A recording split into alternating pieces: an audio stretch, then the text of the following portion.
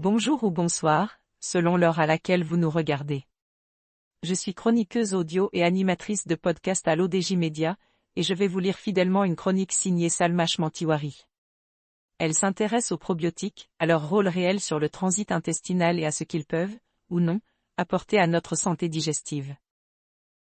Ce que font vraiment les gélules vendues en pharmacie, et pour qui elles sont utiles, ils sont partout en pharmacie. En gélules, en sachets, parfois en cure de 7, 14 ou 30 jours. On les achète souvent après un épisode de constipation, de ballonnement ou de digestion difficile. Les probiotiques sont devenus, en quelques années, l'un des compléments les plus consommés pour le confort intestinal. Mais derrière ce mot très à la mode, que se cache-t-il réellement? Et surtout, peuvent-ils vraiment améliorer le transit? L'auteur ajoute que pour comprendre leur utilité, il faut d'abord s'intéresser à ce qui se passe à l'intérieur de notre intestin.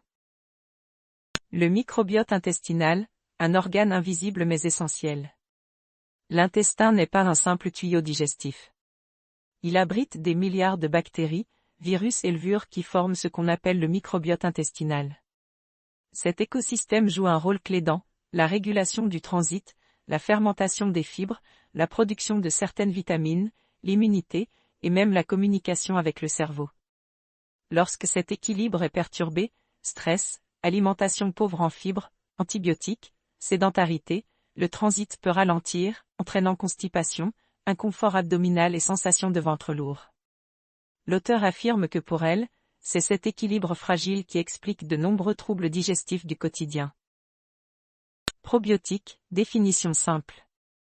Les probiotiques sont des micro-organismes vivants, principalement des bactéries, qui, lorsqu'ils sont consommés en quantité suffisante, apportent un bénéfice à la santé. Contrairement aux laxatifs, ils ne forcent pas l'intestin à fonctionner.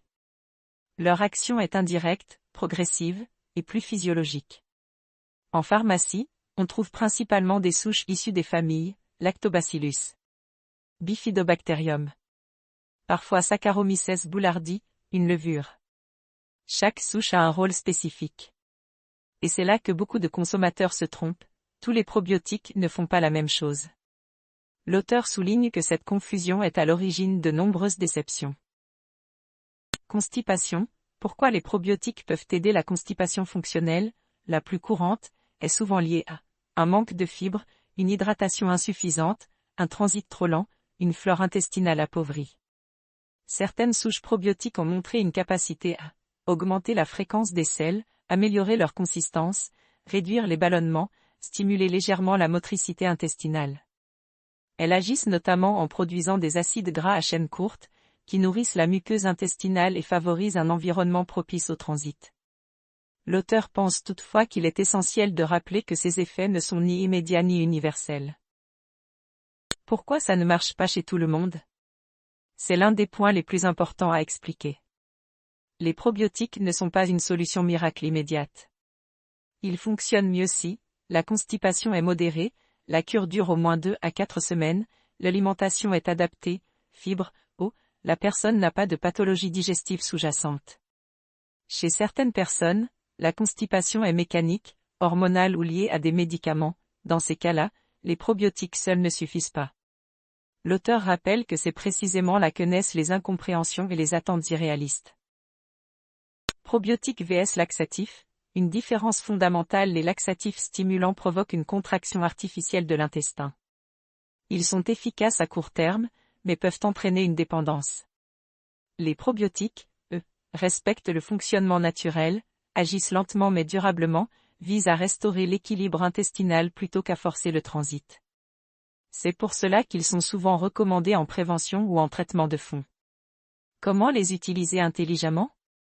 Quelques règles simples: toujours faire une cure suffisamment longue, éviter d'enchaîner plusieurs marques sans pause, ne pas s'attendre à un effet immédiat, accompagner la cure d'une alimentation riche en fibres, fruits, légumes, céréales complètes, boire suffisamment d'eau.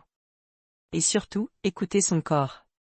Si les symptômes persistent, un avis médical reste indispensable. Ce qu'il faut retenir. Les probiotiques vendus en pharmacie peuvent réellement améliorer le transit chez certaines personnes, notamment en cas de constipation fonctionnelle légère à modérée. Leur efficacité repose sur la régularité, la durée et l'hygiène de vie globale. Ils ne remplacent pas une alimentation équilibrée, mais peuvent devenir un allié discret et durable du confort intestinal. Merci de nous avoir suivis sur l'ODJ Média. Cette chronique vous a été lue en respectant scrupuleusement, mot pour mot, les propos de son auteur, Salma Chmantiwari.